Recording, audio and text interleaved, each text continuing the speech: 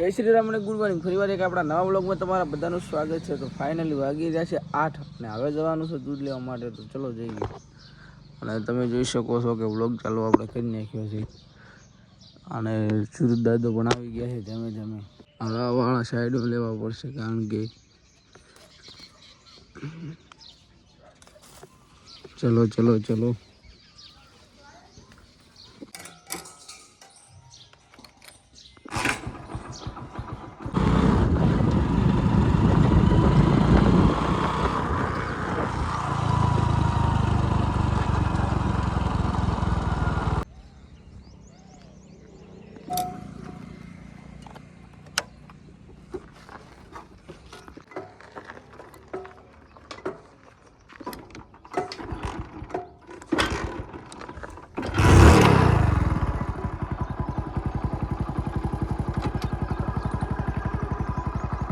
તો ફાઇનલી મિત્રો દૂધ બીજું લાવ્યું હતું ને વાગી જાય છે 12 અને હવે ઊંઘવાળો પ્રોગ્રામ કરવો છે એટલા માટે ખાટલો બીજો લાવી દીધો છે.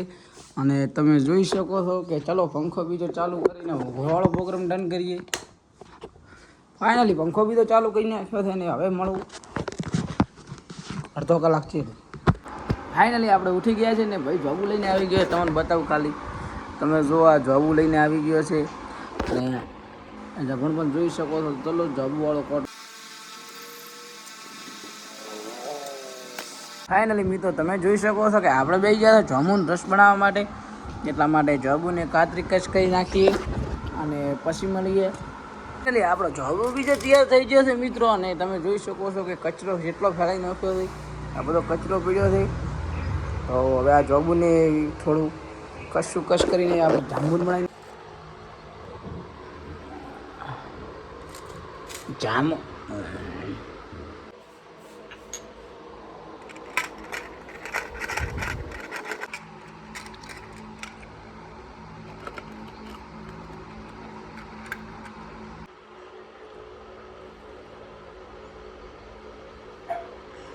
તો ફાઇનલી વાગી ગયા છે 8 ને જમણવાર વાળો પ્રોગ્રામ ડન કરી નાખ્યો છે. અને ભાઈ આવી ગયા છે. શું કહેશો? બસ જોબુ પીધું છે ઉતારો. પોતે આપણે ખબર હવાના જોબુ બનાવ્યું હતું સાસી જ્યાં એટલે બેઠા છે પછી. હા તમે જોઈ શકો છો આ ગલાસમાં અડધું દાવા જીધું છે અડધું નાખી દીધું. કેવું લાગ્યું? સડી ગયું. ઓગાવે ઓગાવે. તમે પાણી જ પીયો છો ને? તમારા બીજા કોઈ કામ છે નહીં. તમે જયારે આ પબ્બા પૂછતર. તો મળીએ હવે નેક્સ્ટ વ્લોગમાં. તો આજનો વ્લોગ પસંદ આવ્યો તો લાઈક ફોલો શેર કોમેન્ટ જે કરવું એ કરો પણ સબસ્ક્રાઈબ કરી નાખો પહેલાં.